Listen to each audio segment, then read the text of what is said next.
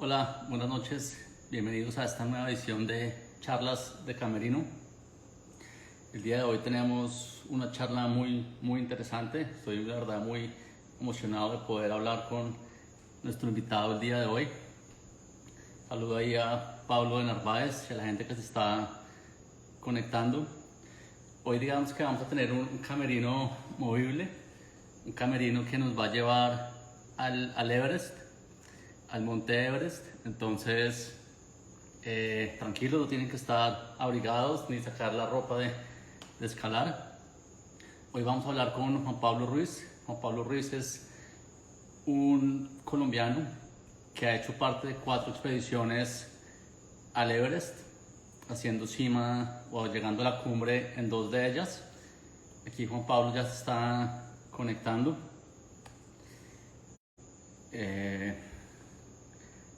Aquí vamos a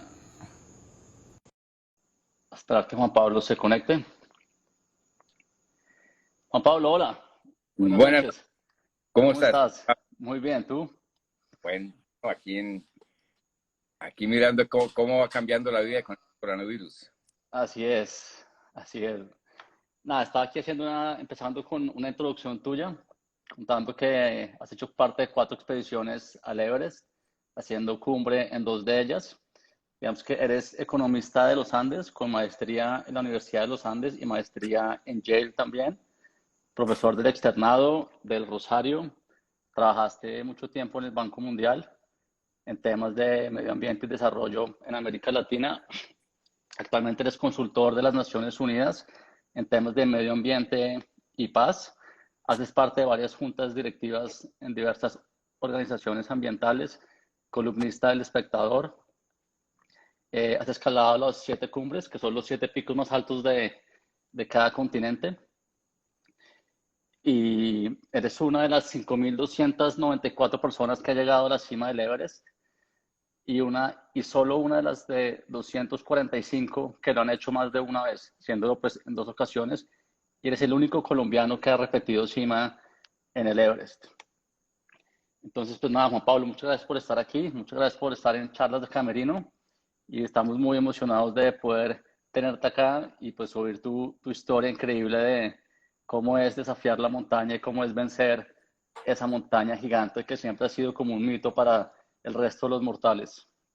Pues muchas gracias, Felipe, por la invitación y será un gusto conversar al respecto. Sí. Bueno, empecemos por una pregunta fácil. ¿Has subido las 7 cumbres? Como ya había dicho, son los 7, el pico más alto de cada continente. El Everest en Asia, Aconcagua en Sudamérica, el Denali en África, No, Kilimanjaro en Tanzania, Elbrus en Europa, el Bison en la Antártida y el Monte Java en Indonesia. De esos 7 picos, ¿cuál tiene la mejor vista? bueno, yo diría que la más impresionante pues sí la tiene el Everest, porque cuando uno llega a la cima del Everest puede ver la redondez de la Tierra. O sea, realmente los picos de las montañas altas se ven en una circunferencia que señalan ese carácter, digamos, redondo de la Tierra. Eso fue quizá lo que más me impresionó a mí en el primer ascenso al Everest. Y ya llegaste ahí y ya no hay para dónde más seguir subiendo en la tierra, ¿no? Eso ya es el techo, el pico. Bueno, realmente una vez hicimos la cumbre por primera vez en el Everest en 2001. Allí fue donde planteamos entonces irnos a hacer la cumbre más alta de cada continente. O sea, siempre hay nuevas montañas y nuevos retos. Y bueno, la altura no es el único elemento, digamos, que le genera dificultad a la montaña. Depende del tipo de ruta que se haga, las condiciones de la montaña, las Claro, condiciones de tiempo. Son muchos los factores que juegan, digamos. claro, saludamos a toda la gente que se está conectando en este momento. Bueno, Juan Pablo, empecemos por el principio. ¿Por qué empiezas a escalar? Bueno, esto fue de alguna manera un poco cuestión del azar. Digamos, yo vivía en los cerros orientales de Bogotá, en una finca que se llamaba Matucana, que quedaba encima del gimnasio campestre. Yo estudiaba en campestre y empecé a bajar y subir de la finca para ir al colegio y me gustaba irme a pie o en bicicleta y ahí empecé, digamos, a entrenar sin estar se lo proponiendo, pero más por ir y venir de la casa. Luego, estando en sexto bachillerato, un amigo, Alejandro Lanceta, que estábamos mirando el mapa de alto relieve de Colombia, que en ese tiempo era el primer mapa donde aparecían las montañas, que era un mapa que publicó el IGAC, donde salía, era un mapa en relieve. Alejandro nos dijo, hey, vámonos para el lugar más cercano a nuestra nariz. Y el lugar más cercano a la nariz, pues era una montaña nevada. Ninguno de nosotros tenía experiencia de montaña, pero decidimos irnos para una montaña nevada y surgió entonces la idea de irnos al Nevado del Tolima. Allí entonces con Marcelo Veláez, con Rodrigo Pantoja, con Ricardo Acevedo, bueno, éramos, y Alejandro Lanceta, nos fuimos entonces a la expedición al Nevado del Tolima. Ok. Así surgió, digamos, primera experiencia de montaña. Y luego, después de varios compañeros nuestros pasaron, digamos, por los intentos. Y con Marcelo, después de 5 intentos, logramos finalmente la cumbre. Eso fue realmente un logro para nosotros maravilloso y fue el inicio realmente de esa afición por las montañas. ¿Y de dónde nace, digamos que, cómo saltas del Nevado del Tolima al Everest? ¿Dónde nace esa idea de escalar y llegar a la cima del monte Everest? Bueno, esto fue después de hacer el Nevado del Tolima, desde cuya cima vimos el Nevado del Ruiz y empezamos a buscar un profesor que nos enseñara la técnica, digamos, de la escalada. Aprendimos con Cristóbal Safransky a escalar en roca, luego fuimos al Nevado del Cocuy, escalamos el Pulto del Diablo, que era como el grado, pues, para sentirse montañista. Pero después de eso, con Cristóbal von Roskilch, un colombiano de Cota, Cundinamarca, pero de padres alemanes, nos fuimos a hacer glaciares y volcanes de Colombia, que era ir a hacer todas las montañas que tuviesen, todos los picos que tuviesen un glaciar propio y todos los volcanes con más de 4.400 metros de altura. Eso fue, digamos, una expedición maravillosa, donde Erwin Kraus, que era en ese momento, pues Erwin fue la persona que abrió las primeras rutas a muchas montañas en Colombia, empezó a escalar esas montañas en el 42. Él cuando nos regaló además el mapa geofísico internacional del año 58, cuando él había ido con Tomás Van de Hamen, el que, digamos, luego dio origen a la propuesta de Van de Hamen acá en Bogotá. Tomás Van de Hamen y Erwin Kraus fueron a la Sierra Nevada de Santa Marta, hicieron un recorrido, digamos, por algunos de 2 o 3 de sus picos, y luego Erwin Kraus nos regaló el mapa que él había utilizado en esa expedición, que era un mapa del gobierno de los Estados Unidos, que tenía todos los picos nevados, estaba más completo de cualquier mapa de Colombia en ese momento. Y bueno, nos fuimos a hacer la expedición de glaciares y volcanes de Colombia, y en esa expedición, en la Sierra Nevada de Santa Marta, escalamos 18 picos, que fue quizá la experiencia de montaña más interesante que yo he tenido. Ok. Y en el 97 haces o formas la primera expedición colombiana para tratar de llegar a la cima del Everest. ¿Cómo fue Bueno, esa? ahí, perdona, sí, ahí realmente fue Cristóbal Safransky, Cristóbal von Roskilch, el compañero de Glaciares y Volcanes de Colombia, quien de pronto un día llamó a Marcelo Arbeláez, que era con quien yo había subido por primera vez al Tolima, y que al mismo tiempo Marcelo había creado una escuela de escalada que se llamaba El Escalador con Cristóbal Safransky, y Cristóbal von Roskilch fue alumno de Marcelo. Entonces, Cristóbal, que trabajaba con su papá en temas de importación de maquinaria de Alemania, algún día un cliente le pidió una pieza de un molino de arroz, pero chino. Entonces Cristóbal, que en ese tiempo, pues todavía estamos hablando año 95, era bastante complejo, digamos, el comercio con la China. Él dijo, bueno, ya que tengo que conseguir esa licencia, voy a buscar a ver si nos dan el permiso para hacer el primer ascenso colombiano al Everest. Y así fue como Cristóbal von Roskilch consiguió la autorización a través de la Embajada de China en Colombia para que Colombia hiciera el primer ascenso con un equipo colombiano a intentar la cumbre del Monte Everest por el costado norte, o sea, por el lado chino. Por el lado chino, sí. ¿Y cómo fue esa preparación? ¿Cómo fue el entrenamiento físico, el entrenamiento mental y cómo se financiaron? Porque subir al Everest tiene un costo bastante alto para poder llegar a convertir esa expedición en realidad. Bueno, eso fue muy complejo. La verdad es que cuando nos reunimos con Cristóbal, llamó a Marcelo, que era su profesor, a mí, que era pues, su compañero de escalada en glaciares y volcanes, y nos dijo, miren, aquí está el permiso para una expedición colombiana al Everest.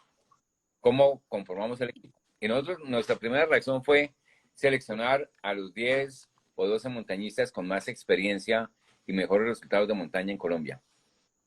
Y cuando hicimos esa lista y nos fuimos a investigar un poco más qué significaba escalar el Everest, nos dimos cuenta que el grupo de los mejores montañistas no necesariamente era el mejor equipo para intentar la cumbre del Monte Everest. ¿Por qué?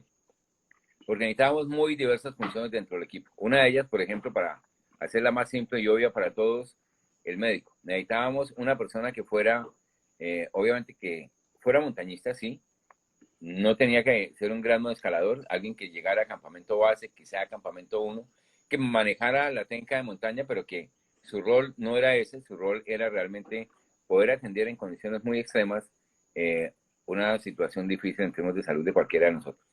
Luego estaba también la administración de la expedición y la adquisición del equipo. Nosotros teníamos que comprar 44 ítems distintos de equipo de montaña. Y en ese momento, estamos hablando del año 96. Y en esa época no había Amazon. No había más. Además, no había ningún equipo de Colombia. Además, claro, los equipos de 5.000 metros son distintos de los de 8.000 metros. Claro. Y claro, en Estados Unidos era posible hacer los contactos a través de Internet y comprar a través de Internet. En Europa no era posible todavía. Y recuerdo, además, con Marcelo Arbeláez intentamos empezar a conversar con la gente con un proveedor acá en Estados Unidos sobre el suministro del equipo y nos dimos cuenta que además era necesario tener un excelente conocimiento del material técnico. Por decir cualquier cosa, cuando llamamos a la Rey, el señor de la Rey le decimos nosotros, miren, necesitamos una chaqueta de plumas para 8.000 metros. ¿Qué tiene? Entonces él nos dice, bueno, les puedo ofrecer 3. Una que es la North Face, otra que es la Marmot, otra que es esta chaqueta suiza.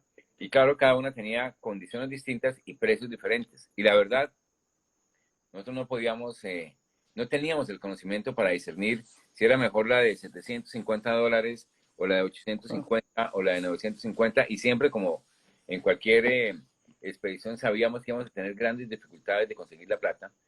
Entonces, teníamos que elegir el mejor equipo dentro de un presupuesto que era muy, muy limitado. Y conseguir el presupuesto fue realmente difícil. Nosotros, que éramos 10 miembros del equipo, una vez hicimos la selección con la gente que mejor cumplía con cada uno de los roles que se requerían para la expedición. Nos repartimos siguiendo, digamos, la lista de las 100 empresas más grandes de Colombia, cada uno 10 empresas y empezamos a buscar la financiación. Pero claro, en ese momento no había nadie en Colombia que hubiese patrocinado una expedición de montaña. Yo recuerdo, por ejemplo, a mí me tocó Bavaria y yo llamé al gerente, pues a la oficina del gerente comercial de Bavaria. La señorita me contestó y me dijo, no, mire, él no está disponible, déjele la razón. Le dije, no, es que necesito conversar con él para hacerle una propuesta. Lo llamé 2 veces, 3 veces, 4 veces, nunca me lo pasaban. Al fin ya, cuando la señora se dio cuenta que no íbamos a parar de llamarla hasta que no me dieron las... porque había que insistir. Ay, claro. Entonces, mire, yo no le puedo conseguir una cita con el gerente, pero le consigo una cita con la asistente de él. Venga el día. Y fui yo, me acuerdo, un jueves en la tarde. La oficina era por allá en la 94, muy elegante la oficina, muy bien puesta la señorita, todo eso. Y de pronto le digo, mire, nosotros queremos hacerle una propuesta. Nosotros sabemos que ustedes patrocinan el ciclismo, han patrocinado el fútbol. De hecho, pues sabemos que muchos futbolistas colombianos salieron del apoyo de Malta. Queremos que nos hagan un patrocinio y la expedición al Monte Everest. Ya me dice, mire, usted tiene razón, nosotros hemos patrocinado varios deportes, no solamente boxeo, atletismo, fútbol, pero paseos, es la primera vez que me piden plata para un paseo. Ya se imaginaba un paseo de olla, la canasta de cerveza al lado del río, allá en el Everest. Y la verdad fue muy difícil conseguir el apoyo de un amigo, Raymond Bodeman. Él trabajaba en Colombia, era suizo, hacía montaña, lo conocíamos, y pedirle a Raymond que nos consiguiera una carta de Nestlé donde dijera que Nestlé estaba apoyando la expedición colombiana. En realidad se nos apoyaron, nos dieron finalmente unas chocolatinas y algún tipo digamos, de todo el surtido que tienen ellos en su portafolio, pero lo que más nos sirvió fue poder llevar a los empresarios colombianos una carta de una empresa que naturalmente sí tenía mucha experiencia en patrocinar el alpinismo, porque pues era una empresa nacida también en los Alpes, donde nació el montañismo en el mundo. el montañismo técnico, digámoslo así. Entonces, conseguimos el patrocinio de Gran Ahorrar. Gran Ahorrar realmente fue un excelente patrocinador. Ellos nos patrocinaron un año de entrenamiento a todo el equipo, inclusive recuerdo que nos dieron un campero Mitsubishi con el cual nosotros íbamos a las montañas colombianas, pero además de eso, con ese mismo campero fuimos hasta Argentina y Chile, estuvimos escalando en Perú, en Ecuador, en Chile y en Argentina, hicimos el Aconcagua, Montes del Salado, el Huascarán, o sea, diferentes montañas, y realmente, digamos, con un apoyo muy importante de parte para poder hacer estos viajes y un mínimo de gastos de parte nuestra, pues todos éramos en ese momento jóvenes, no es que tuviésemos responsabilidades familiares y esto que no pudiéramos cubrir, de tal forma que efectivamente pudimos con este patrocinio entrenar durante un año en las montañas de Colombia y en las montañas de Sudamérica, porque digamos el entrenamiento para la alta montaña, pues sí, requiere entrenamiento cardiovascular, requiere desarrollo de técnica de escalada, pero lo que más sirve, obviamente, es la visita a la alta montaña. ¿Por qué? Porque es supremamente importante que el organismo se adapte a una menor presión atmosférica, que es lo que es el gran limitante en la alta montaña. Tú tocabas ahí un tema que me parece clave, que es el tema del equipo. ¿Cómo se arma ese equipo para una expedición al Everest? ¿Qué características y fortalezas debe tener cada uno de los integrantes y qué rol cumple cada uno? Sí, cuando nosotros empezamos a recorrer, digamos, la bibliografía que había sobre el Everest, nos dimos cuenta que, claro, que sí, que los mejores montañistas no eran quienes formaban el mejor equipo.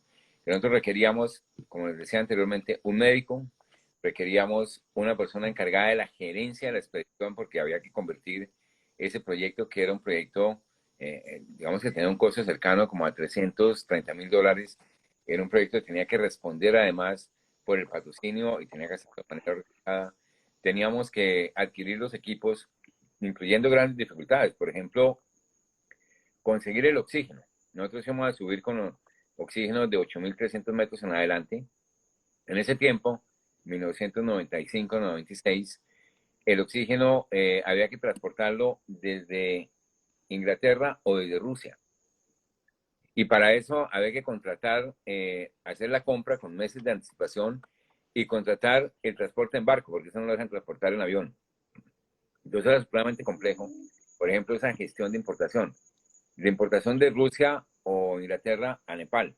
Pero adicionalmente, en el caso del equipo nuestro, nos tocó hacer un convenio para tener un espacio en una zona franca y que todo el equipo llegara a la zona franca, que allá nosotros nos lo pudiéramos medir, verificar, porque claro, por decir cualquier cosa, las chaquetas o los pantalones pues eran 10 tallas distintas y tenía que ajustarse adecuadamente los zapatos a cada uno de nosotros. Entonces teníamos que medirnos, no podíamos llegar a la Claro, no sala. pueden llegar allá y probar y no Claro, funcionaba. entonces nos tocaba hacer el acuerdo con la zona franca y luego hacer el empaque de la zona franca directamente, digamos, a reexportarlo, ¿no? O sea, era realmente una gestión empresarial la que había que hacer. Entonces necesitábamos a alguien que se encargara de esa tarea. Todo el tema logístico, que siempre es un camello.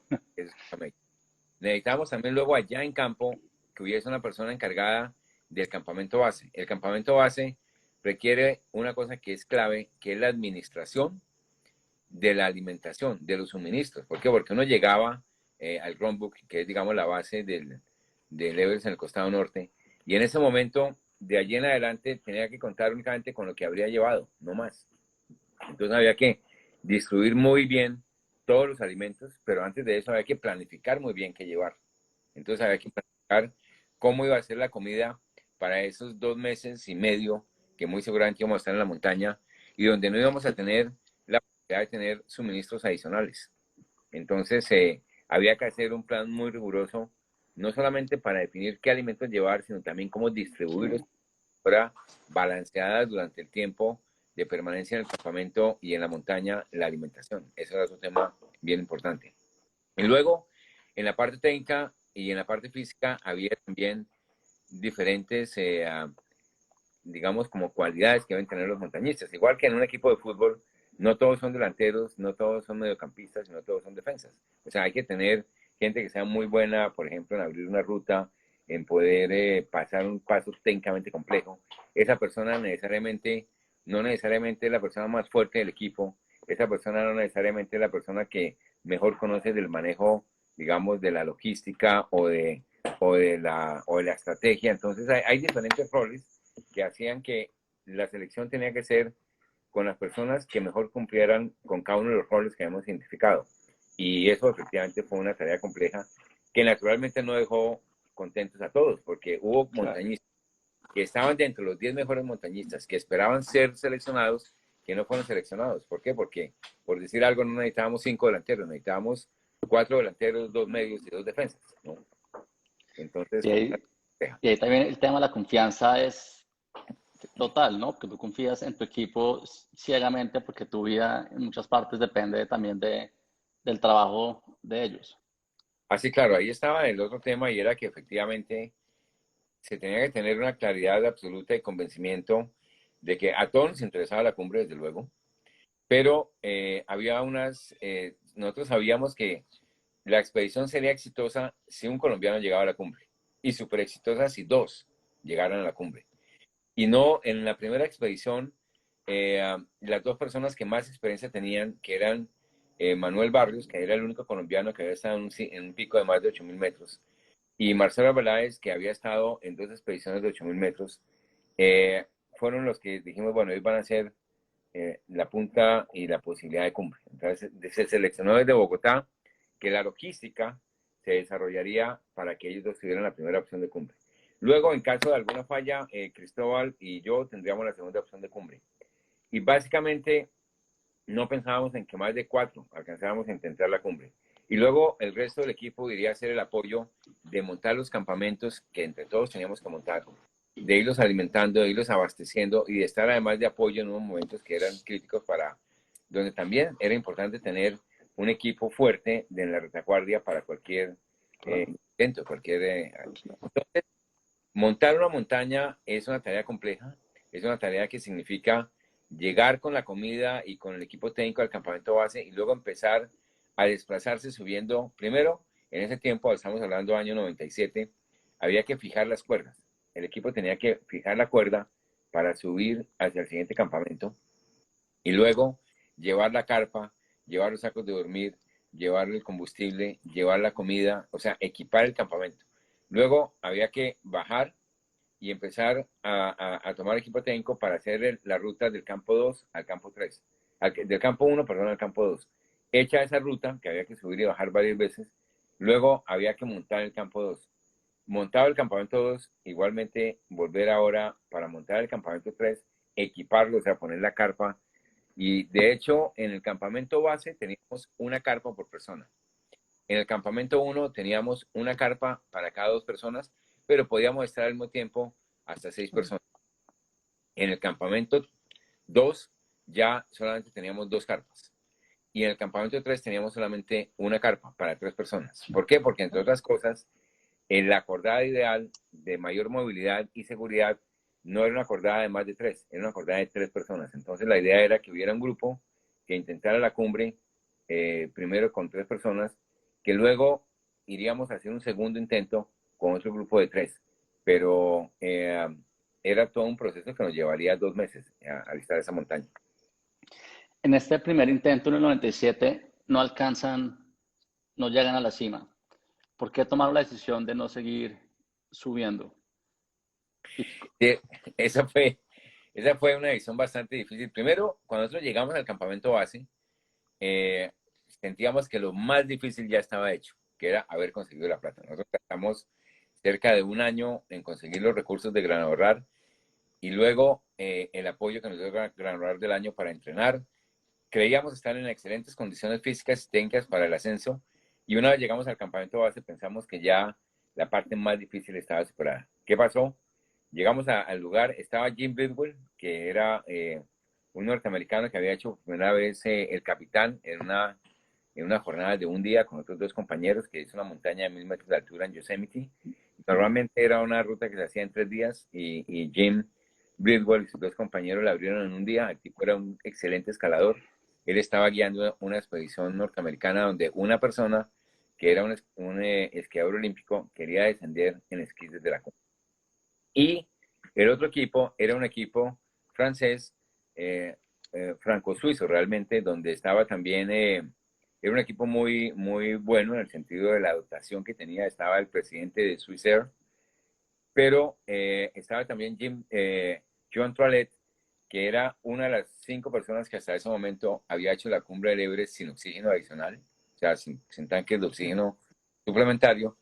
Y John quería descender en el snowboard desde la cumbre, siendo el primer descenso que graba en snowboard desde la cumbre. Y no era más, no había más equipos, éramos los 3. Obviamente en ese tiempo no había cuerdas fijas, los equipos tenían que fijar las cuerdas, tuvimos que reunirnos, ponernos de acuerdo cómo íbamos a fijar la cuerda. Obviamente ellos tenían muchísima más experiencia que nosotros.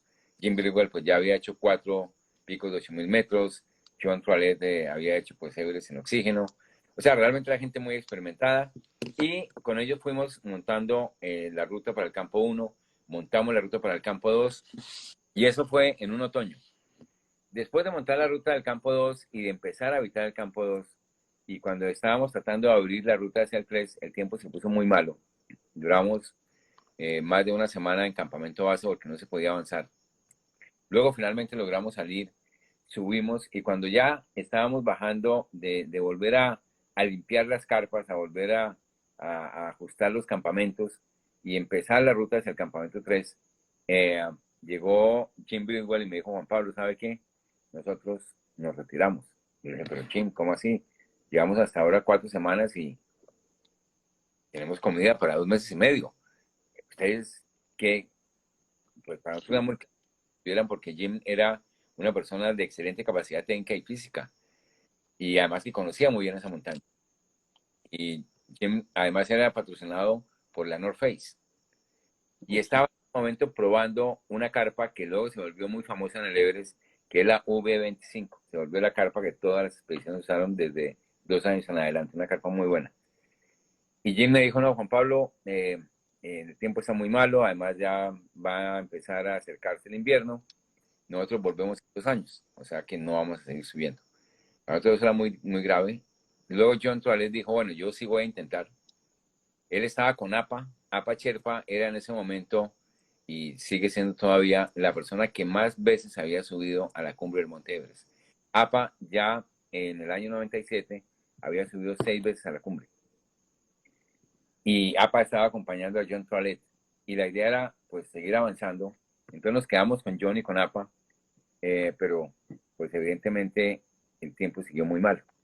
Entonces surgía para nosotros la necesidad de traer un resultado. Nosotros no podíamos llegar de Nepal sencillamente con el sello del pasaporte de que habíamos ido a Nepal y a la China, de que, como nos diría la señora de Bavaria, habíamos hecho un excelente paseo, no habíamos logrado un resultado.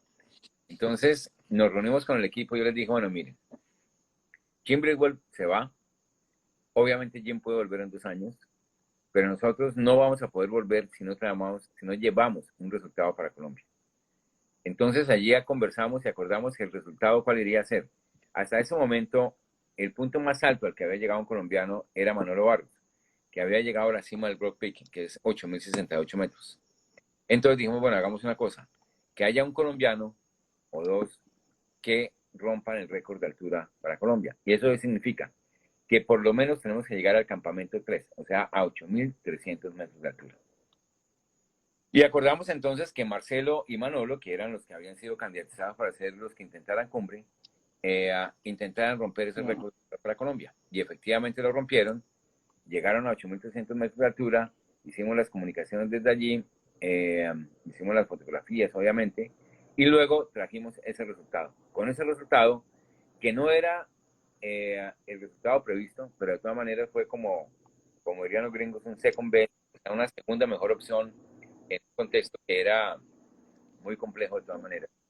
Ya con ese resultado logramos empezar a trabajar por una siguiente. Bueno, ¿Y eso lo viste como una derrota o fue como un... bueno, no, como una derrota no, porque nosotros sabíamos que no dependía de ustedes el sí, clima y cosas que salen de las manos? claro, claro, y Sí, que en la montaña siempre se lograron las cumbres, pues el montañismo no tendría, digamos, las virtudes Claro. que presenta. O sea, uno sabe que la posibilidad de cumbre es solo una posibilidad que nunca es del 100%, que la montaña siempre presenta retos y dificultades distintas, pero también sabíamos que era necesario conseguir el resultado. Y eso quiere decir que efectivamente muchas veces cuando uno no consiga, haya entrenado adecuadamente, haya desarrollado la estrategia de la mejor manera posible, en fin, haya hecho los ajustes que se requerían para poder avanzar de acuerdo a las variables del tiempo y todas estas cosas. Sin embargo, los resultados a veces no se dan. Y cuando no se dan, pues hay que buscar alternativas. Y en este caso la encontramos y fue muy bueno porque yo diría que nosotros regresamos a Colombia con ahí sí de verdad con la frente en alto, pensando en Bueno, que podíamos conseguir patrocinio para una nueva expedición. Y de hecho para, se consiguió, Gran Ahorrar nos siguió patrocinando, pudimos ir con Gran Ahorrar al Manaslu y luego al Choyu y luego finalmente volver al Everest en el 2001. ahí tú tocabas un tema interesante y es el tema de los campamentos en el Everest. Nosotros, digamos que hay un dicho común que le dicen a uno, para atrás ni para coger impulso. Pero en el Everest tú, hay que llegar al campamento base, subir al campamento uno, bajar al campamento base otra vez, aclimatarse, subir al campamento 2, volver a bajar al campamento base, aclimatarse, volver a subir al campamento 3, volver a bajar al campamento base y después ahí sí volver a subir al campamento 4. Eso es un tema que me parece, digamos que mentalmente y físicamente súper desgastador. ¿Cómo haces para entrenar la cabeza y la mente para esa subida y bajada y para coger impulso otra vez hasta abajo, abajo, para volver a llegar a la cima? Bueno, digamos cuando estamos en expediciones deportivas como esta, donde obviamente no se usa oxígeno, sino en el último tramo de 8.300 metros para arriba. ¿Qué significa el ir montando los campamentos? Obviamente sí es un desgaste porque hay que ir cargábamos entre 10 a 12 kilos cada uno entre campamento y campamento, pero al mismo tiempo es la posibilidad de ir adaptando el cuerpo al cambio de presión atmosférica. Entonces, si hay un desgaste, pero al mismo tiempo hay lo más importante y es que el organismo se va acostumbrando al cambio de presión y eso es supremamente importante. Entonces, en la medida en que se va avanzando, se va haciendo esa adaptación y adicionalmente para mí, digamos que en ese momento, pues como jefe de expedición es muy importante. ¿Por qué? Porque uno también se da cuenta cómo está la gente en la montaña. O sea, puede haber gente supremamente fuerte a 5.000 metros, pero que de 7.000 en adelante no, no rinde. ¿Por qué? Porque el organismo no logra adaptarse al cambio de altura. O puede haber gente excelente, digamos, en fijar la cuerda en puntos difíciles debajo de los 6.000 metros, pero luego presenta debilidades en el avance arriba a los 7.000 en términos de velocidad, en términos de capacidad de carga. Entonces, efectivamente, digamos, esas etapas que son más de una vez, o sea, uno sube un tramo de campo base hasta una parte del camino a campo 1, regresa, al día siguiente otras personas hacen otro tramo acercándose más al 1, vuelven a regresar, al otro día otro grupo avanza hasta más cerca del campo 1 y así dependiendo de la distancia y las condiciones de nieve. Y luego ya cuando tiene uno fija la cuerda, tiene entonces ya el camino para ir cargado y llevar cosas al campamento 1. Pero llevar cosas al campamento 1 significa por lo menos 2 viajes de cada persona. Y después de eso, se monta el campamento y ahí sí, como dices tú, se desciende nuevamente al campamento base, se toman equipos y se vuelve a subir, ahí sí ya de una vez utilizando la cuerda fija al campo 1 y se empieza a abrir el tramo hacia el campo 2. O sea, es una tarea que puede llevar de 3 a 5 semanas o 6 semanas. Sí, yo creo que es un tema mental de decir, me estoy devolviendo, digamos que en la ruta, pero en el proceso completo estoy avanzando porque me estoy aclimatando a la montaña. Exactamente, es eso. Yo diría que esas subidas y descensos son parte del proceso de ir construyendo la opción de cumbre. Bueno, en el 2009 vuelves a la montaña, vuelves al Everest y esta vez sí logras llegar hasta la cima. Estás en la cima, acabas de llegar. ¿Qué fue lo primero que pensaste en ese momento? Bueno, no, la cumbre fue en el 2001. En el La 2001, sí. fue en el 2001. Cuando nosotros volvimos al Everest en el 2001, cambiamos un poquito la estrategia. En el 97, como te dije, inicialmente dijimos, bueno, hay dos personas que de Bogotá salían con la probabilidad de hacer cumbre, que eran Marcelo y Manolo, los dos de máxima probabilidad de cumbre. luego éramos Cristóbal y yo, y el resto, como te decía, tenían otras funciones dentro del equipo. Pero ¿qué pasó? Que naturalmente la gente que no tenía opción de cumbre entrenó menos que los que teníamos la opción de cumbre. Entonces, para la segunda expedición cambiamos la estrategia y dijimos, no, una cosa, todos, de acuerdo a como nos encontramos en la montaña, vamos a tener la opción de ser los seleccionados para ir a la cumbre. No quiere decir eso que los 11 vayamos a intentar la cumbre, no. Pero sí que los que mejor se encuentren son los que la van a lograr, son los que la van a intentar, y no desde ahora ni desde años antes vamos a definir quiénes son esos delanteros que pueden meter el gol, así. Entonces, ¿eso qué hizo? Que todo el equipo se preparara mucho mejor, porque todos teníamos el aliciente de poder llegar a la cumbre. Y eso nos permitió entonces que obviamente esa segunda expedición del 2001 avanzara de manera mucho más compacta.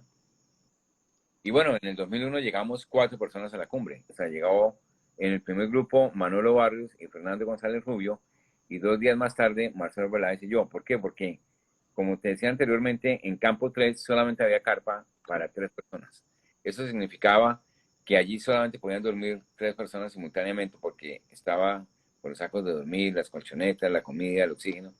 Entonces, el primer grupo, nosotros teníamos que definir quiénes iban a ser.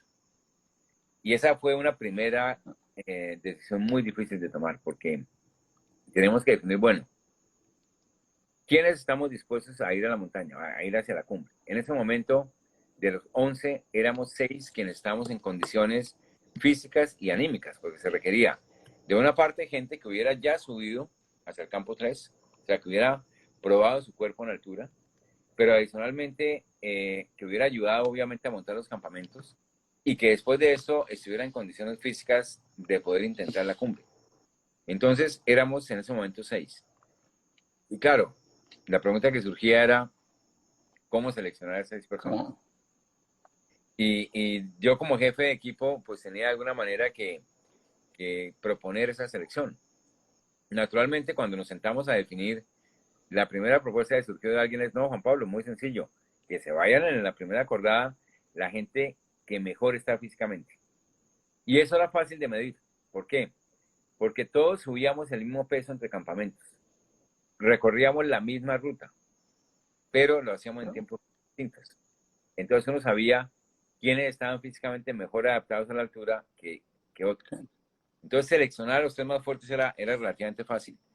Pero dije, no, a mí no me parece que la opción sea que los 3 más fuertes se vayan en el primer grupo, por 2 razones. La primera, que obviamente si los 3 más fuertes se van en el primer grupo y tienen una avalancha o tienen un problema de que se enferme alguno y tienen que descender, el segundo grupo será mucho más débil y la probabilidad de cumbre del segundo grupo va a ser muy inferior a la del primer grupo. Lo que nosotros queremos es maximizar la posibilidad de un colombiano en la cumbre. Lo mejor es que los 2 grupos sean relativamente equilibrados en términos de capacidades. Y segundo, el mejor equipo, y ahí vuelve y juega lo mismo que jugó en el primer Everest, en el del 97, es que no necesariamente los 3 más fuertes hacen la mejor combinación para intentar cumbre. Y yo les dije, mire, yo creo que lo mejor es que haya una persona que se encarga de la parte, digamos, logística, la toma de decisiones, o sea, el liderazgo del grupo. Otro que va a ser la persona que sea una persona muy fuerte, que en caso de un incidente tenga la capacidad de moverse rápidamente en la montaña y poder conseguir el apoyo o prestar el apoyo. Y tercero, pues obviamente el escalador integral, que va a tener la máxima probabilidad de llegar a la cumbre. Y les dije, bueno, si combinamos esto, vamos a buscar que sean 2 grupos relativamente equilibrados. Y dije, como Manolo es la persona que más experiencia tiene de alta montaña, él había estado en el Brock Peak y había estado a 8.300 en el Everest en el 97, yo propongo que Manolo se vaya de jefe del grupo 1. Y yo me voy de jefe del grupo 2. Y así de una vez también quedaba, digamos, superada la posibilidad de que uno, por ser jefe, tuviera la ventaja de irse en el primer grupo. Entonces dije, no, yo me voy en el segundo. Luego viene, ¿quiénes son los más fuertes? Y los más fuertes eran Roberto Ariano y Nelson Cardona. Uno tendría que irse en un grupo y otro en el otro para poder apoyar, digamos, en caso de una emergencia. Y Nelson dijo, no, tranquilo, Juan Pablo, yo me voy en el segundo grupo. Entonces ya quedaba resuelto ese punto. Pero había otro punto que era crítico y era quién iba a ser entre Fernando González Rubio y Marcelo Arbeláez, que eran los 2 montañistas, digamos, más integrales en ese momento. Marcelo de nuestra generación y Fernando 10 años menor. ¿quién iría en el primer grupo de ellos dos?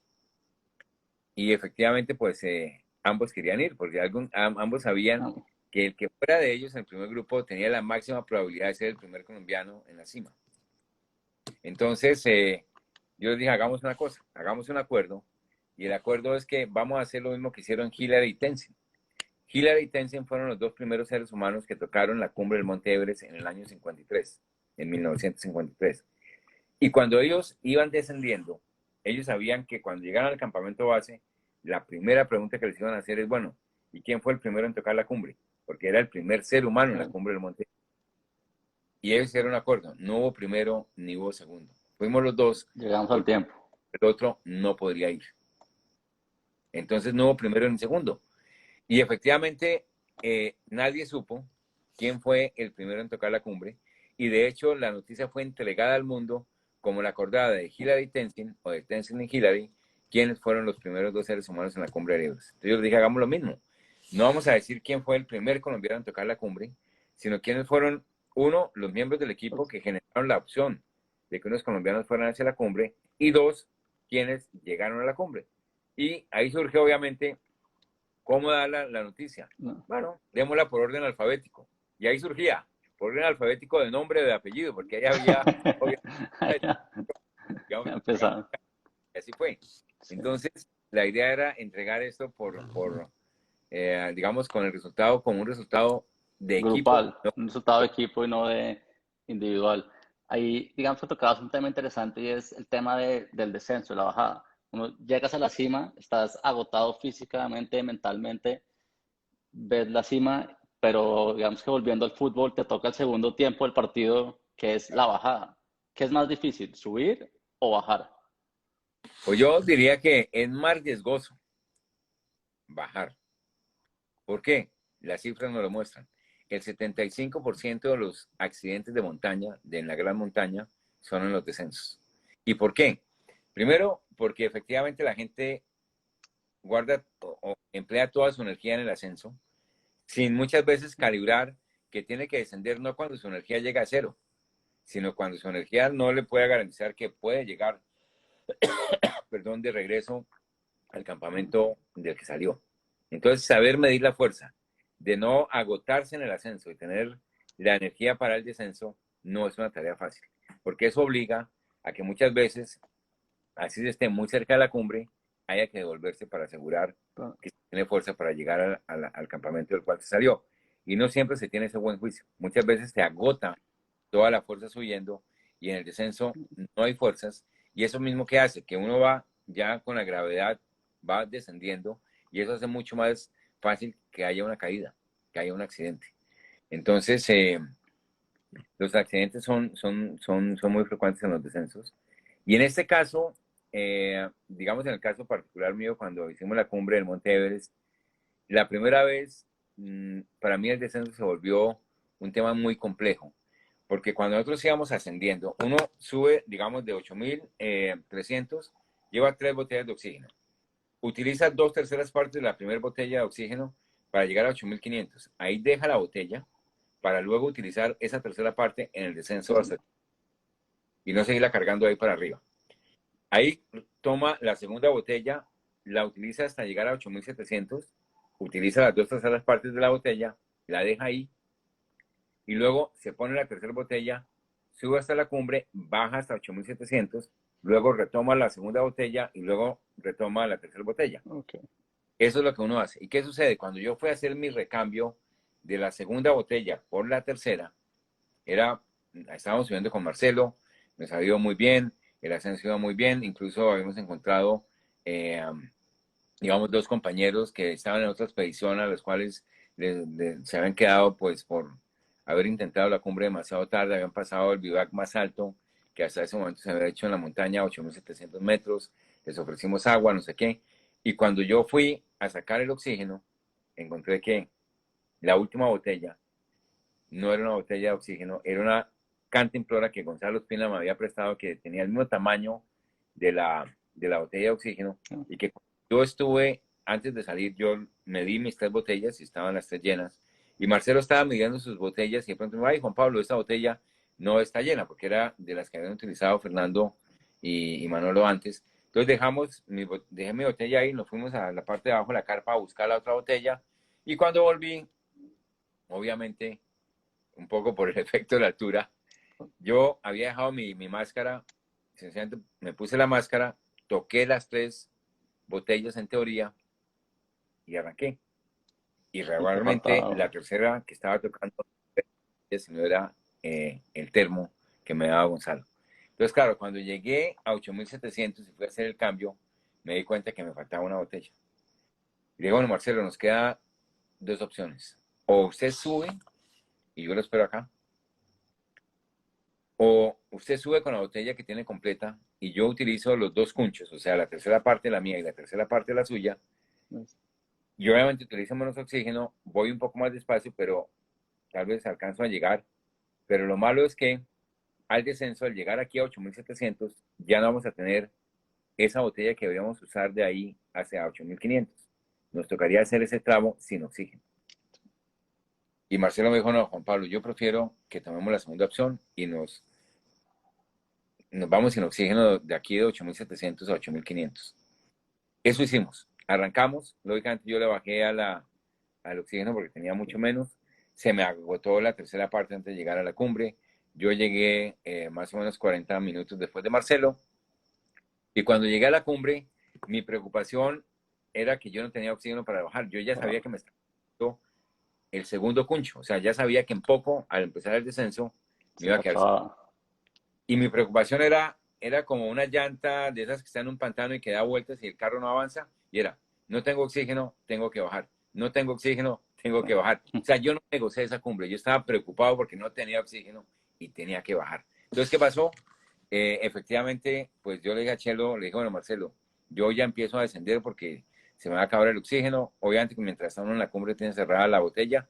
Empecé a descender y efectivamente como a 8760 o algo así se me acabó el oxígeno. Llegué a 8700. Marcelo llegó y cuando yo vi que Marcelo llegó, vi que a Marcelo le quedaba algo de oxígeno. Le quedaban como 5 milibars, o sea, como una quinta parte. Le digo, bueno, si a Marcelo le quedó algo de oxígeno acá, probablemente alguien de los que subió antes también le pudo haber sobrado También. oxígeno. Entonces, la gente dejaba las botellas botadas ahí a esa altura. Entonces me puse a buscar entre la basura, digámoslo así. La primera botella estaba descopada, la segunda botella tenía 1 milibar o muy poquito, pero la cuarta botella que chequeé tenía casi 5 milibars. Le dije, Marcelo, aquí está, vámonos con estas Y yo dos. me llevo esta. Tengo. Pero claro, tenía muy poco oxígeno con relación a lo que debería tener. Deberíamos emplear más o menos 8 milibars. Teníamos 5 Marcelo y 5 yo. Con eso bajamos un tramo. Obviamente también se nos volvió a acabar el oxígeno, pero ya estábamos muy cerca de los 8500. Pero fue una cumbre que no me gocé. Realmente esa cumbre no me la gocé. Me gocé mucho más La la segunda. segunda. Sí, y aquí el tema de, digamos que para nadie es un secreto que los peligros que hay en el Everest, pues mucha gente ha perdido la vida allá. ¿Cómo entrenas la cabeza para desafiar a la muerte en cada paso? Porque cualquier accidente, cualquier cambio de clima, un viento, lluvia, cualquier error puede ser fatal en la escalada. Sí, realmente, digamos, en la montaña hay que ser muy cuidadoso con la toma de decisiones. Y digamos que la estrategia que yo he seguido siempre como jefe de expediciones, bueno, lo primero es que vamos a buscar que las decisiones las tomemos en consenso. Porque obviamente cuando tú tomas una decisión de la cual es partícipe y en la cual estás de acuerdo, pues tu compromiso por avanzar dentro de esa decisión es mucho mayor. Pero naturalmente cuando no hay consenso, uno como jefe tiene la obligación de tomar la decisión. Y allí, y eso fue un compromiso que establecimos desde antes de salir, eh, la vida de una persona vale más que la cumbre de una montaña. Entonces, lo que acordamos es que para intentar cumbre teníamos que estar de acuerdo en que efectivamente el nivel de riesgo no era superior, digamos, al estimado que iba a ser el normal, digamos, que toman siempre riesgos, pero que si el riesgo era muy alto, no intentaríamos cumbre. Eso fue, digamos, parte del compromiso y esto en parte fue porque en el proceso de entrenamiento entre Everest 97 y Everest 2001 tuvimos una expedición al Manaslu en la cual murió un compañero nuestro por una avalancha. Consecuencia también de un intento de cumbre de avanzar en la montaña en unas condiciones de altísimo riesgo. Entonces dijimos, bueno, después de esa experiencia tan dolorosa, ya sabemos que efectivamente el riesgo es decir, el riesgo es un elemento que hay que saber manejar y que realmente el buen montañista no es el que logra todas las cumbres que se propone, sino el que logra descender de sus proyectos de montaña y contar la historia desde campamento base y luego desde su lugar, digamos, de vida cotidiana. Entonces, eso fue un compromiso y eso es algo que ha sido sumamente importante para conseguir los resultados que hemos conseguido. Sí, digamos, ¿qué enseñanzas te ha dejado el Everest que puedas aplicar en tu vida, en el día a día, en el trabajo, en la familia? Bueno, yo diría que las enseñanzas son muchas, o sea, yo diría que es muy difícil decir quizá cuál sea la principal, pero yo diría que uno es que efectivamente cuando trabajamos en equipo, lo más importante es identificar cuáles son los aspectos positivos y las fortalezas de cada uno y trabajar con esas fortalezas y no con las debilidades de la gente. O sea, tratar de ubicar esa fortaleza y que esa sea la mejor expresión de la contribución de la persona a la propuesta. Lo otro que es sumamente importante es que cuando estamos en un trabajo de equipo, es muy importante conocer nuestros propios límites y saber que en muchos casos la posibilidad de una cumbre es baja y puede depender de que nosotros decidamos en unos casos que efectivamente no tenemos las condiciones para hacerlo. Y que una persona diga, mire, esa tarea que me está poniendo no la puedo cumplir porque no estoy en condiciones de hacerlo. Y reconocer una limitación puede ser la mejor contribución a un logro de equipo. O sea, cuando tú le dices sí a una tarea y no tienes la capacidad de desarrollarla, puedes truncar el objetivo del equipo. Entonces, Saber ser hasta capaz. dónde va mi fortaleza, hasta dónde van mis Exacto. limitantes o debilidades y aceptarlas y decir, levantar la mano, esto no lo puedo hacer, esto no sé cómo hacerlo. Y no solamente es de una parte quien siente la limitación, reconocerla.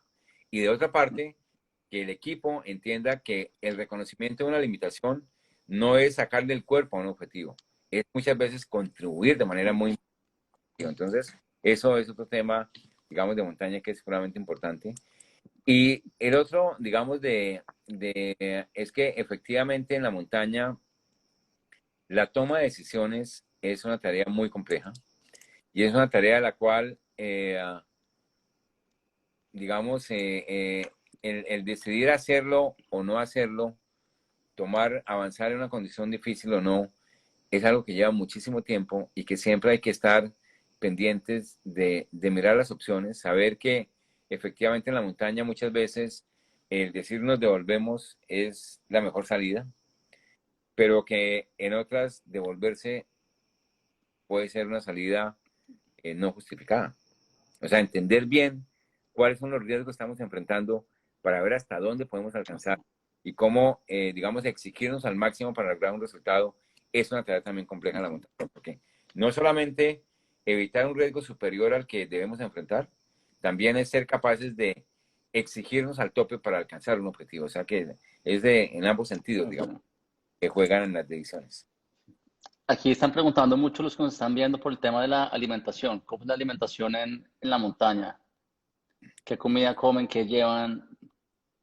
¿Cocinan? ¿Latas? ¿Barras? ¿Cómo es ese tema? Bueno, digamos en campamento base se busca que sea lo más balanceada posible la comida, que además en la medida de lo posible pues haya vegetales que son extremadamente importantes eh, y que sea una comida balanceada. En general en campamento base, generalmente en las expediciones siempre ha habido digamos un cocinero, un sherpa digamos que nos ayuda con la cocina y un ayudante de cocina. Sí.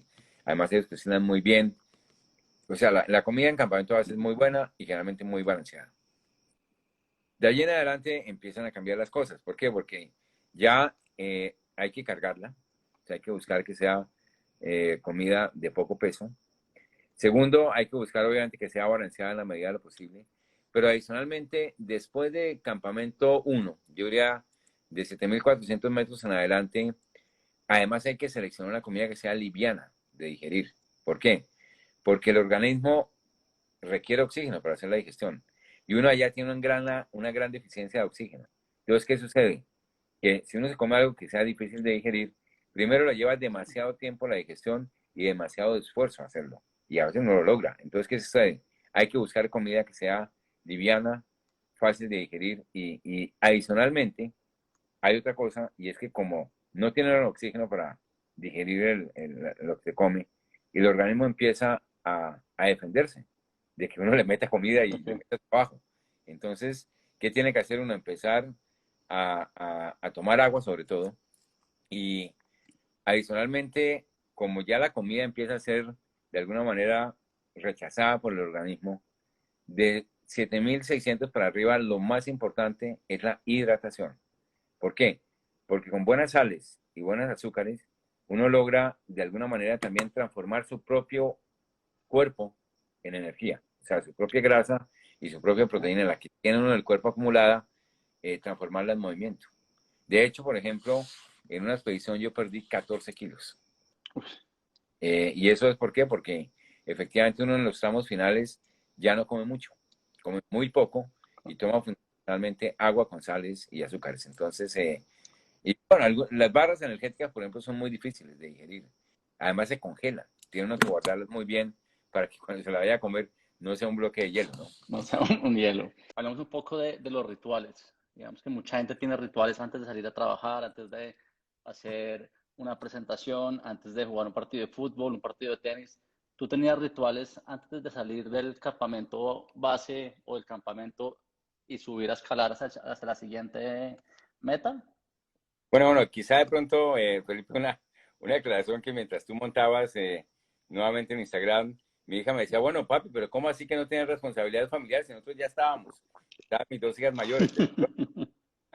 Lo que quería decir yo era que las responsabilidades familiares estaban cubiertas, o sea, ya estaban Ya perfectamente. estaban. Por eso, digamos, el patrocinio que nos daban no era para cubrir esas requerimientos familiares, sino que eso ya está cubierto desde. Entonces yo diría que lo primero que buscábamos siempre que íbamos a la montaña era bien, digamos, dejar las cosas en casa, digamos, de alguna forma eh, saneadas, que las cosas estuvieran bien, que además la gente tuviera la certeza de que lo que íbamos a hacer en la montaña no era, por decir así, ir a arriesgar la vida, sino al contrario, ir a buscar un resultado manejando el riesgo, ¿no? Y que efectivamente la idea nunca fue la de jugárnosla en la montaña, a ver si la Sí. lográbamos, a ver si quedábamos, sino que la idea siempre fue devolvernos, pero naturalmente buscando el resultado que habíamos planteado, ¿no? Entonces, yo diría que el ritual antes de salir siempre era de salir hacia el siguiente campamento, era de alguna manera también evaluar cómo estábamos, mirar cuáles eran las condiciones del glaciar, mirar cuáles eran las condiciones de la gente con la que íbamos a salir y de acuerdo a eso tomar la decisión. O sea, realmente siempre es muy importante encontrar y valorar cómo las diferentes condiciones de la montaña, las diferentes condiciones de la gente, hacen que si bien uno puede tener un plan perfectamente definido de cómo se va a hacer un ascenso, sin embargo la planeación sí es una herramienta muy importante para alcanzar un objetivo, pero quizá lo más importante es que esa planeación sea flexible y que uno ajuste los pasos siguientes a las variables que empiezan a presentarse en el camino, variables que algunas las puede uno manejar y otras son exógenas. Entonces, es supremamente importante realmente la capacidad de ajuste de las variables exógenas frente al plan, digámoslo así, para tomar decisiones y ajustar la estrategia. O sea, realmente yo diría que un, una buena estrategia de montaña es fundamental. El plan es el punto de partida, pero el ajuste de la estrategia es lo más importante. Claro, porque hay que saber adaptarse en cualquier momento. El clima cambia, las condiciones cambian, el estado físico de uno también cambia. Toca saber adaptarse a lo que hay y seguir adelante con eso. Digamos que volviendo un poco al tema del fútbol, de la analogía del fútbol, tú como líder de la expedición, ¿tenías una charla motivacional o una charla táctica antes de salir a al siguiente campamento? Digamos, no se hacía formalmente cada vez, pero cuando se iban a tomar decisiones críticas, sí era necesario, digamos, reunir a todo el equipo, autoevaluarnos y buscar, como decía anteriormente, tomar una decisión colectiva respecto a cómo avanzar. Por ejemplo, en el caso de Everest 2001, teníamos que tomar la decisión de quiénes serían los 3 primeros en salir, o sea, cómo conformar ese grupo, ponernos de acuerdo en cuáles eran los criterios para la selección de la gente para esa primera opción. Luego, en el año 2007, cuando se hizo el primer ascenso con el primer colombiano que intentaría ir sin oxígeno a la cumbre y las primeras mujeres colombianas que irían a la cumbre, teníamos que, ahí las condiciones eran un poco distintas, teníamos espacio para hasta 6 personas en el último campamento, o sea, estaba mejor equipada la montaña, contábamos con el apoyo, digamos, de un Sherpa por cada una de las mujeres que iban a intentar la cumbre, y eso nos permitía también tener una dimensión distinta y por lo tanto una definición diferente de quiénes irían a conformar el primer grupo. Y en ese caso, sí teníamos un elemento adicional que no teníamos en el primer viaje, y es que teníamos una información satelital del pronóstico del tiempo. En el año 97, no había pronósticos de tiempo disponibles, tenía que ser conversando con el CIRDAR, el jefe de los Sherpas, que era quien mejor conocía la dinámica del clima en la zona, con los montañistas, evaluar cómo estaba el tiempo y tomar decisiones. En el año 2007 ya había información satelital que permitía saber cómo se iba a comportar con cierto nivel de aproximación el clima. De hecho, por ejemplo, nosotros sabíamos que nosotros íbamos a intentar cumbre un sábado, el primer grupo un viernes, el segundo grupo ya no podría ser el domingo, sino tendría que ser el sábado. O sea, en la primera expedición tuvimos 2 días de distancia, aquí podíamos tener solamente un día. ¿Por qué? Porque al siguiente día, a la 1 de la mañana, venía una tormenta. Entonces nos tocaba ser mucho más ajustados en el camino hacia la cumbre. ¿Y qué sucedió? Después en el segundo día, cuando logramos, nosotros teníamos que pagar $250 por cada informe del pronóstico del tiempo, y teníamos en total 4 pronósticos comprados, digamos. O sea, invertíamos $1,000 en la información. Habíamos tomado una información antes de salir, tomábamos una cuando ya estaba en el primer ascenso el grupo y una el día antes de la cumbre. Y el día antes de cumbre, Raymond Boeman, que estaba abajo en el campamento, me dice: Juan Pablo, tengo 2 noticias. Una muy buena, y es que Lucho Osa, que era el colombiano que iba sin oxígeno hacia la cumbre, va muy bien, veo que va a llegar muy temprano.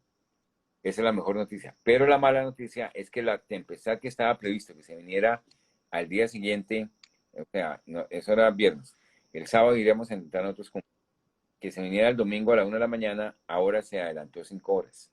Y eso, me decía Raymond, nos pone en riesgo, porque nosotros habíamos calculado 24 horas desde el momento en que salíamos del último campamento, que llegábamos a cumbre, volvíamos, que eso en total debe llevar unas 18 horas, y dejar 6 horas de margen antes de la tempestad. Entonces, saliendo a la 1 de la mañana, 12 de la noche, teníamos esos tiempos calculados. ¿Qué pasó? Cuando la tempestad se adelantó 5 horas, y obviamente ya cuando estamos a pocas horas del evento es mucho más certero el pronóstico. Claro. Nos tocaba hacer un ajuste. Y Juan Pablo, te propongo una cosa: como Lucho va a hacer cumbre hoy, que era el viernes, ustedes entonces encuéntrense con él en el último campamento. Yo iba subiendo con Katy, con Mónica, de campamento 2 a campamento 3, y Lucho estaba con Ana María en campamento 3. Ana María iría a esperarnos para nosotros para hacer el intento, y Lucho intentaría el viernes. Entonces, él me dijo: Juan Pablo, yo te propongo una cosa: como Lucho está llegando a la cumbre hoy, más bien ustedes llegan hasta el campamento 3 y se devuelven con él. Aseguramos así que logramos el 50% del éxito de la expedición, que era el primer colombiano sin oxígeno. No logramos la primera mujer, pero aseguramos que todos estamos sanos y salvos. Claro, eso para mí era muy importante, porque además yo era el responsable de la seguridad del equipo.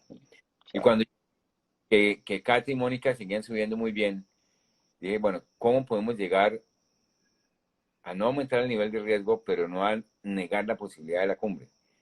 ¿Y qué era? Pues nosotros íbamos a llegar más o menos hacia las 5 de la tarde y estaríamos descansando hasta las 12 de la noche para salir a esa hora o a la 1 de la mañana hacia la cumbre y tener en todas las 24 horas de margen. Pero como ahora la tempestad se venía 5 horas antes, tendríamos, para poder mantener las mismas 24 horas, tendríamos que salir antes, o sea, a las 8 de la noche. ¿Qué pasaba si salíamos a las 8 de la noche? que de 5 de la tarde ya no descansaríamos hasta las 12 durante 7 horas, sino solamente durante 3.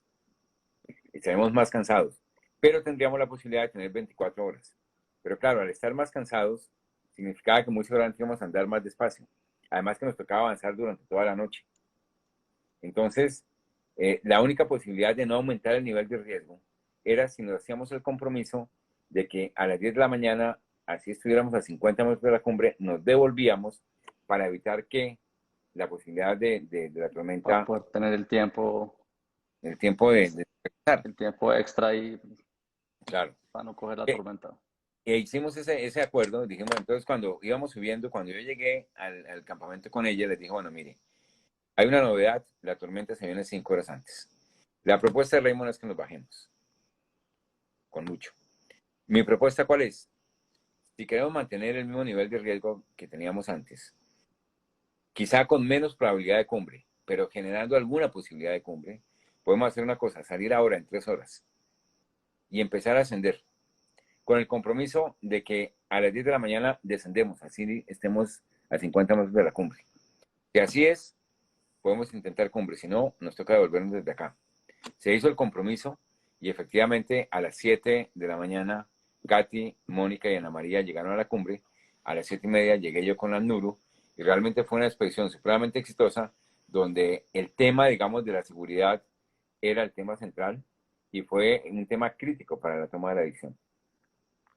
Pero bueno, la lograron y muy bien. Se adaptaron ahí a lo que había en ese momento y tomaron la mejor decisión para todos. Sí, sí.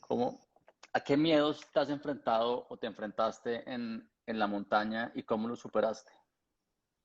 Bueno, yo diría que muchas veces siento uno miedo en la montaña. Yo diría que el miedo es quizá el mejor aliado, ¿no? Porque es el que le hace a uno ser prudente y, y estar atento, digamos, para ver hasta dónde realmente puede uno avanzar en el ascenso. Entonces yo diría que fueron muchas las veces. Quizá la decisión el mayor miedo que yo sentí en la montaña fue en el año 2010.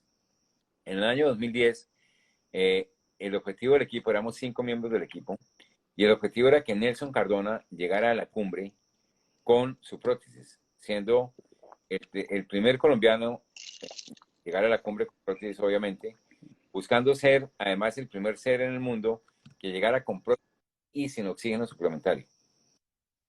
Sin embargo, el paso entre campamento 3 y 4, porque por el costado sur fue esta expedición, hay 4 campamentos, yo vi que las dificultades de Nelson hacía que tuviéramos que utilizar oxígeno. Entonces le dijo, bueno, Nelson, vamos a mantener el objetivo de que llegues a la cumbre con la prótesis, pero usando oxígeno. Muy bien, se modificó, se ajustó el objetivo. El ¿Y qué plan. sucedió? Que cuando yo iba subiendo del campamento, realmente cuando del campamento 1 hacia arriba, yo generalmente siempre iba al mismo ritmo de Nelson.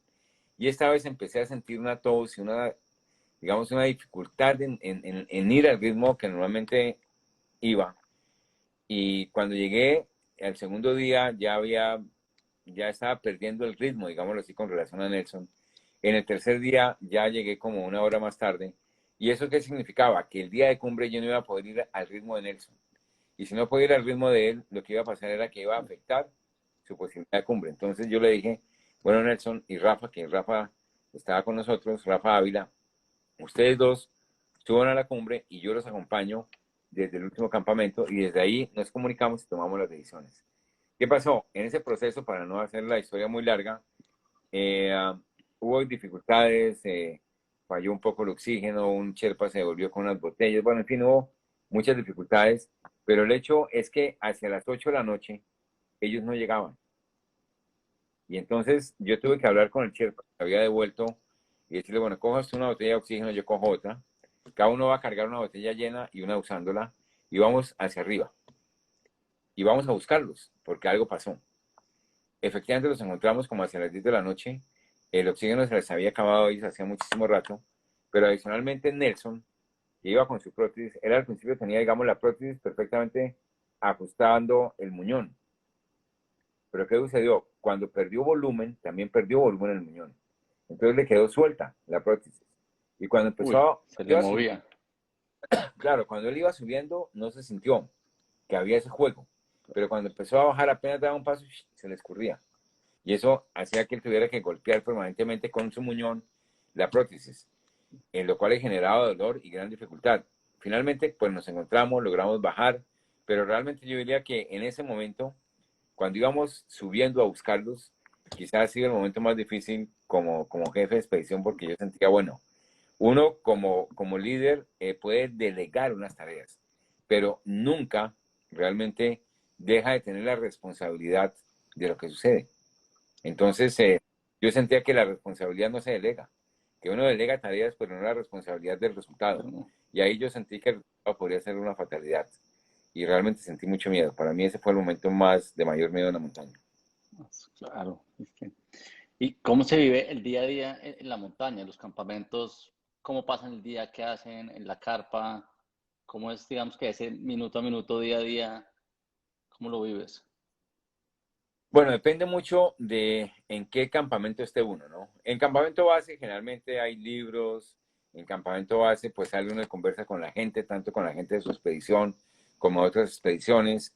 O sea, en el campamento base siempre hay mucha interacción. En campamento uno ya hay menos interacción, hay menos gente. Generalmente además cada equipo está solamente en lo suyo, en su carpa, en su pequeño lugar. Y ya la interacción es únicamente con el equipo, pero sigue habiendo bastante interacción.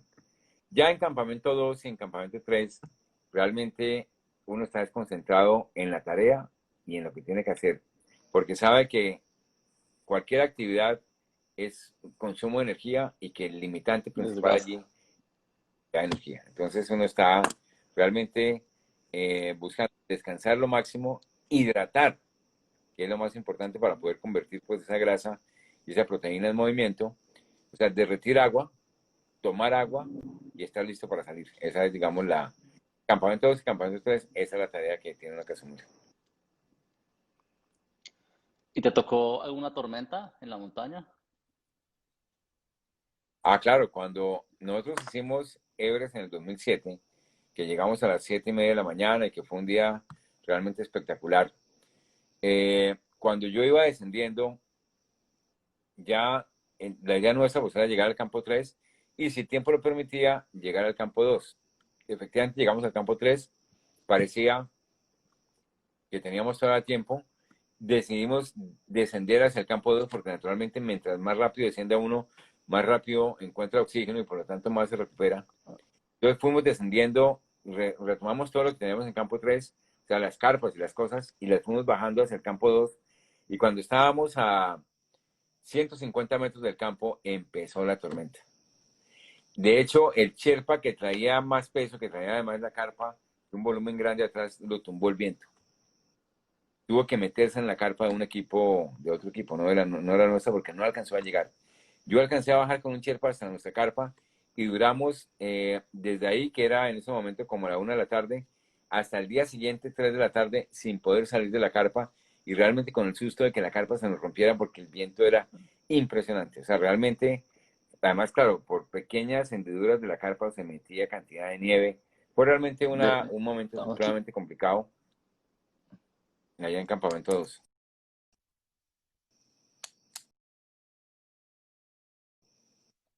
Sí, Estamos aquí como con problemas de internet. sí, sí, se ve un poquito ¿Aló, me borrosa la oyes? imagen tuya. Sí, estamos aquí como con problemas de internet, pero ya mejoró. Sí, sí, un poquito. Se sigue Bueno, viendo un poquitico borrosa. Se oye perfectamente. tanto que pasarla.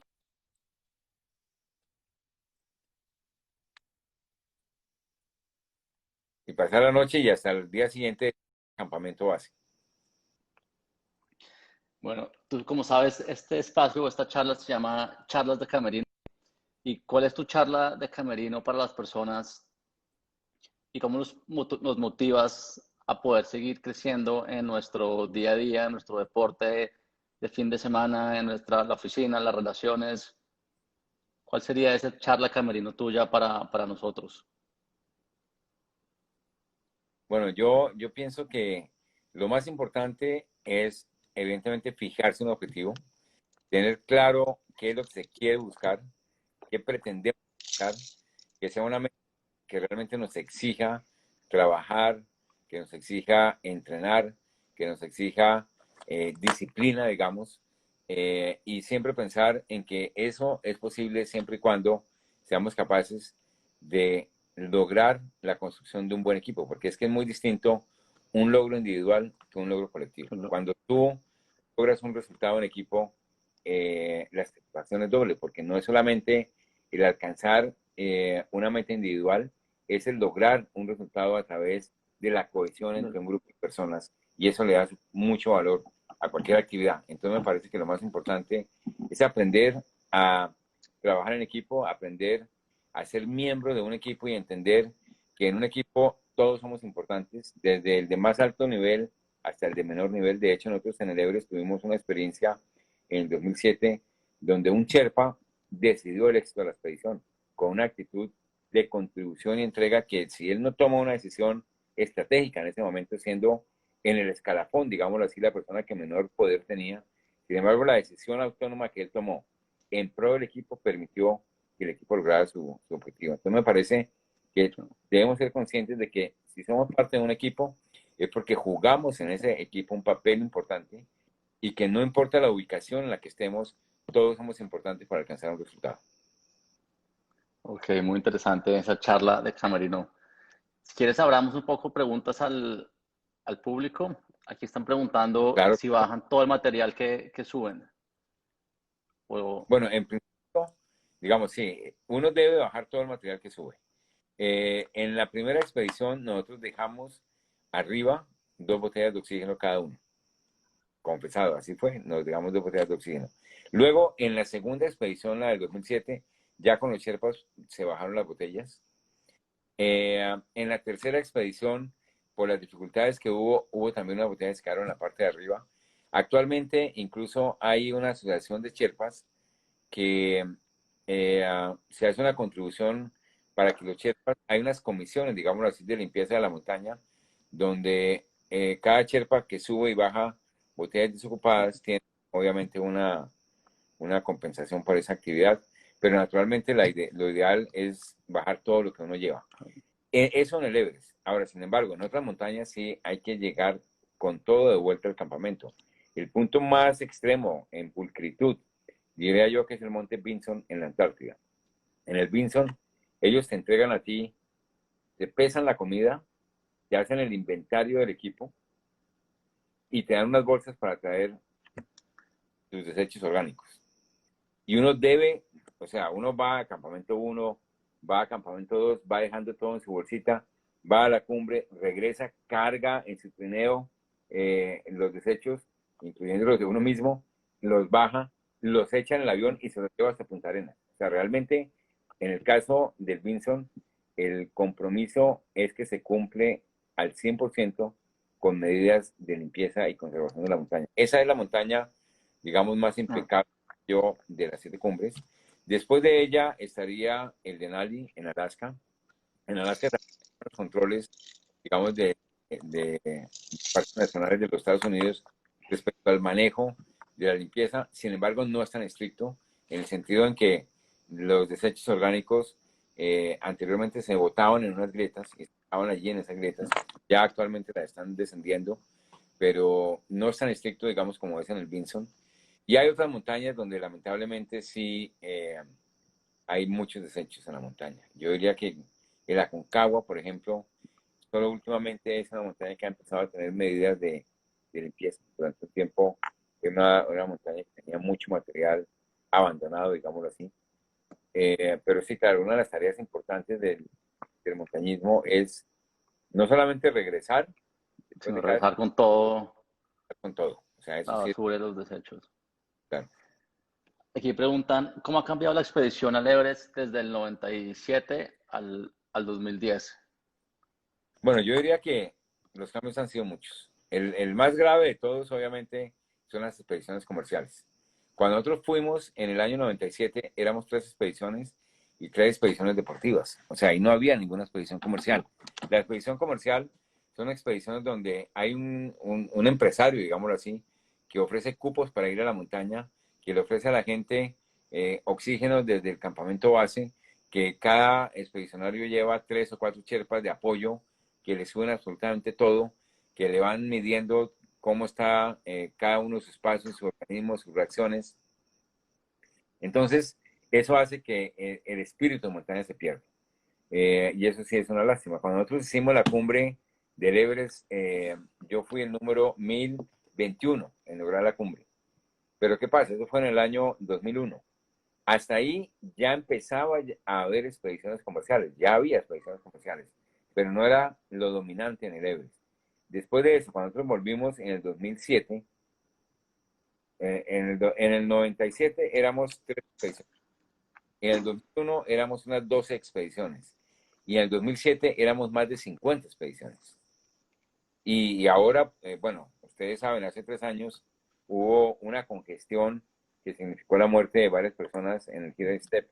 ¿Por qué? Por congestión en la montaña. O sea que realmente sí estamos en mora de que Nepal, especialmente Nepal, pero también la China, tomen medidas para disminuir el número de personas que intentan cumbre de manera simultánea. Claro, eso que va a significar que van a subir las tarifas de ingreso a la montaña. Es decir, muy seguramente si hoy día están intentando ingresar para Nepal el ingreso de divisas por intentos al Everest es quizá el rubro más importante de ingreso para el país. Cobran $7,000, $8,000, $10,000 por la posibilidad de pasar de campamento 2 hacia arriba. Entonces, van a tener que subir esa cifra porque efectivamente la montaña, el Everest, se comercializó, lamentablemente, Sí. y eso ha hecho que la montaña pierda una parte importante de su carisma. Sin embargo, sigue habiendo otras rutas en el Everest que no son la normal, que son rutas técnicas muy difíciles, como hay otras montañas, el Canchenjunga, por decir algo, que es la tercera montaña más alta del mundo, donde no hay expediciones comerciales, donde la gente va solo en expediciones deportivas, que es como la hacíamos nosotros. O sea, haciendo cuentas, tú fuiste el 1021 en subir a la cima en el 2001. O sea, desde que subió el primer expedicionario, son más o menos 50 años más contados, y el Correcto. 2001 hasta ahorita han subido 4.000 personas más en 20 años. O sea, es un número aterrador. Sí, las cifras cambian y cambian por las condiciones, digamos, de las expediciones comerciales, ¿no?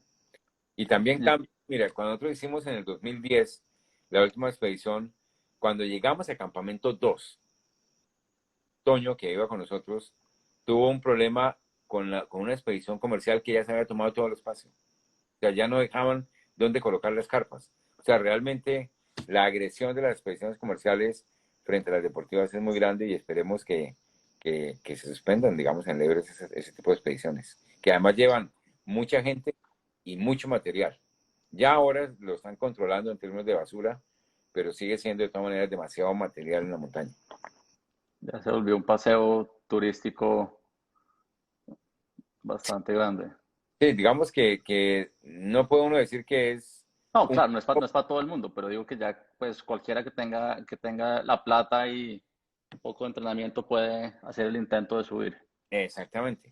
Y de todas maneras, pues las condiciones son muy distintas. Mientras nosotros utilizamos 3 botellas en total, una expedición comercial puede fácilmente utilizar hasta 25 botellas por cada expedición. O sea, el tipo va con eh, oxígeno extra de campamento 1 para arriba. Y eso significa que sube mucho menos que lo que asciende. ¿En qué sentido? En que cuando tú estás usando oxígeno es como si estuvieras más bajo en términos de la cota, ¿no? Porque hay Claro. más disponibilidad de oxígeno en el organismo. Aquí preguntan, ¿cómo es la recuperación cuando vuelven al campamento base? Bueno, después de lograr Después de o, lograr la meta. Después de lograr la meta. bueno, después de alcanzar la cumbre, uno llega al base y ahí mismo, al día siguiente, 2 días después, sale gente. En ese momento ya lleva medio de estar en la montaña y la idea sí es recuperarse en Katmandú, comiendo bien, dando, digamos, de la ciudad. Cuando fuimos en el 97, era una ciudad escolar. Últimamente, pues, hubo también un terremoto, una parte muy importante de la arquitectura tradicional de Katmandú. Se ha vuelto demasiado turística, pero de todas maneras sigue siendo un lugar muy, muy bonito. y en realidad uno, una vez termina la expedición, inmediatamente sigue hacia, digamos, hacia la ciudad para recuperarse ya en el medio, digamos, un poco más amigable. Ok. Bueno, ¿alguien tiene por ahí alguna otra pregunta? Ahí preguntaban, espérate a ver, ¿cómo es el tema con la familia? Que dice, nos contaba Juana, tu hija, que es durísimo para ellos. ¿Cómo es para ti en la montaña? El tema de estar lejos de tu familia. Sí, yo pienso que obviamente la familia es como un catalizador, ¿no? O sea, uno sabe que tiene que regresar, o sea, que la idea no es jugársela en la montaña, que la idea es intentar a llegar lo más alto posible y lograr los mejores resultados posibles, pero sin que eso signifique tomar el riesgo de quedar en la montaña. Entonces, y para eso, es decir, para medirse, la familia es un excelente agente y termómetro, ¿no? O sea, yo diría que la familia juega un papel supremamente importante en esos momentos de ausencia porque es lo que aterriza y pone el polo a tierra y naturalmente uno encuentra gente que efectivamente se la juega mucho más allá de lo que uno hace porque tiene unos límites muy distintos a los que uno tiene. O sea, tiene una valoración del riesgo distinta y está dispuesto, digámoslo así, a tener un incidente en la montaña más que lo que uno puede tener. O sea, yo diría que, como nos decía eh, un montañista polaco, él decía, mire, el buen montañista no es como Kukushka, que Kukushka hizo una excelente carrera de montaña, logró las 14, 8 miles muy rápido, pero se murió escalando. ¿Por qué? Porque siempre fue mucho más allá de lo que la seguridad le aconsejaría ir. Y murió de un accidente de montaña por extralimitarse. Kurtika, que solía ir con Kukushka a muchas montañas, que era una persona más técnica y que por algunos era considerado menos fuerte que Kukushka. Sin embargo, yo diría, como montañista, le dio la gran lección al mundo de que habiendo logrado menos que Kukushka, lo acompañó en retos muy grandes, pero siempre lo hizo con seguridad. Y si a uno le dicen, bueno, ¿quién es más para usted referencia? Eh, Kukushka, que hizo los 14 miles, o Kurtika, que hizo 7, pero que contó la historia, pues naturalmente es mucho más integral el resultado de Kurtika que el de Kukushka. ¿Por qué? Porque él supo medir más y manejar mejor el riesgo. Tengo una pregunta personal. No sé si tuviste el documental que se llama Free Solo, que es de Alex Honnold, el gringo que sube el capitán sin cuerda y sin seguridad. ¿Qué piensas de eso? Bueno, digamos, él, Que eso obviamente, es, fue una cosa supremamente metódica, de una parte, ¿no? O sea, fue una persona que se entrenó para conseguir ese resultado y lo hizo, pues si recuerdas en la película, hubo un momento donde él intenta cumbre y se devuelve, ¿no? O sea, sí, intenta sí, hacerlo y se devuelve porque se da cuenta, siente que no está en las condiciones psíquicas de avanzar. Era una persona que se conocía muy bien a sí mismo, que se probó muchas veces en esos pasos, pero muchas veces quiere decir cientos de veces para estar seguros de que lo lograba hacer. O sea, fue un entrenamiento supremamente sistemático. Sin embargo, pienso que es un mal ejemplo para los montañistas jóvenes. ¿Por qué? Porque él logró un resultado supremamente valioso en medio de una precisión y una estrategia muy milimétrica, digamos así, muy formal, muy rosa. él sabía el camino de memoria, se sabía Claro, de memoria dónde ponía la mano, dónde ponía el pie, dónde iba, qué seguía, y él sabía que pero la estaba jugando, ¿no? Y que ahí, claro, efectivamente, un error, pues, significa no poder volver a intentar porque se muere.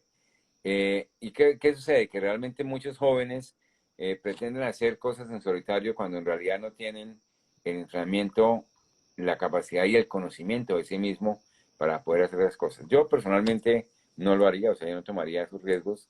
Yo diría que mi umbral es mucho menor que el de él, eh, en el sentido en que yo no iría, claro, como decía un amigo polaco, el riesgo depende de la capacidad de cada uno. Y obviamente la capacidad de él es muy superior a la que uno tiene, digamos.